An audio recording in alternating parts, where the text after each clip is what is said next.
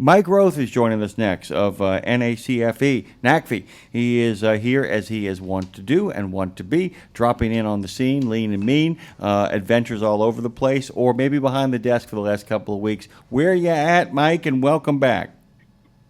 Hey, good morning, guys. I'm in upstate New York. I'm attending a Clean Trucks conference tonight and tomorrow that's hosted by the Trucking Association of New York and CalStart. So talking cleaner trucks and going to have a good time.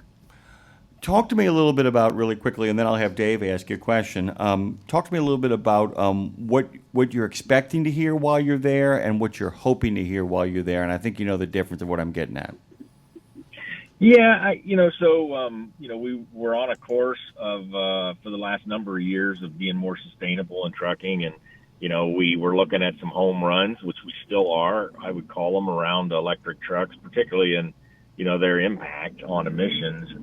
But as we've discovered, that's going to take a while, and so there are technologies like biodiesel, renewable diesel, renewable natural gas, and just burning less fuel with higher MPG that are right in front of us that we better make sure we don't forget and take advantage of, because it saves us money, saves us emissions, and so forth. So I expect to see a lot of talk about these maybe easier technologies to implement that we can do now or sooner. But also, I hope we actually continue to talk about the opportunity with electric trucks, particularly in cities, but as well on certain corridors. And the utility national grid, which is responsible for most of the upstate of New York, they're leaning in really quickly on how do we get power for truck depots and to handle electric tractors as they emerge. So a little bit of both. Yeah, it's a good question.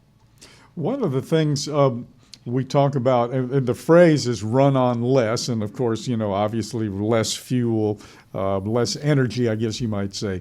But there's actually a run that's going to take place in September. And we really haven't, well, here we are in July, so poof, it'll be September before we take our next breath.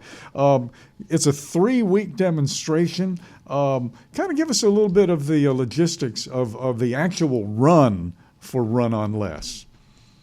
Sure, yeah. So we've gone out and found 13 fleets that are pioneering these technologies. And you've been visiting, I think you have 11 visited and 2 are left for the rest of this month? We now have 12. 12, okay. We talked. Yeah.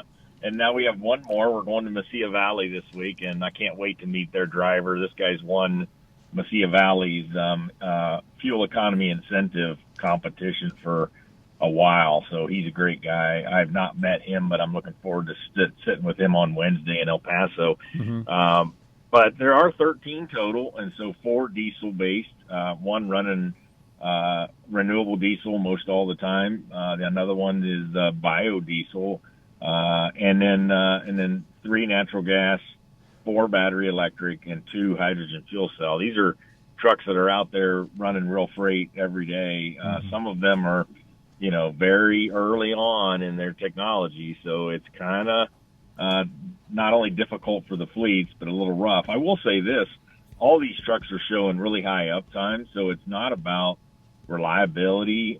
We don't know much about long-term durability yet, but we're seeing a lot of good signs on the operations of these trucks, even though infrastructure is hard and range is difficult. But even infrastructure for biodiesel and renewable diesel simply doesn't exist out of a few states. So we visited them all, and then in September we will stream data right to our website from all these trucks showing where they fueled, how far they went, what the weather conditions are, where they're moving, what the payload is. And so a lot of great data for, trucking's pretty geeky when it comes to information and data, and so we're here to deliver it with all 13 of these trucks.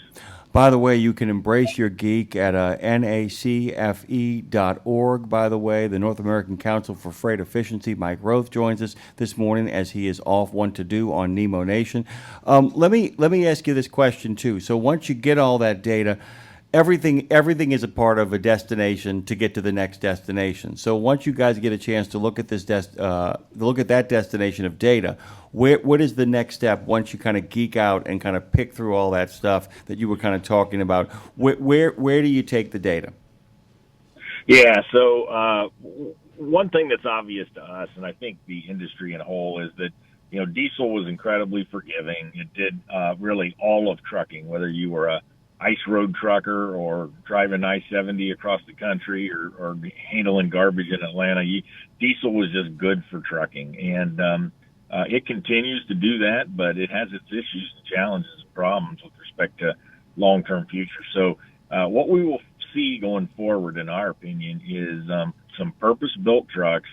We see, like in our run, we'll show the Tesla Semi and the Windrose truck, and they've looked at the fact that they can make a bullet-shaped truck because of the lower demands on cooling and space under the hood, and so they can make a highly aerodynamic truck for the highway. And so my point in bringing that up, guys, is that we will have specific built trucks for the job, and so some of those will emerge earlier than others. So our belief is the industry will take this data, and some of these solutions will happen earlier and quicker than others. Some will take a while, but use that data to go make decisions and make your operations better. I mean, after the run, we plan to formally look at the data with respect to what's the operational differences between these technologies and diesel.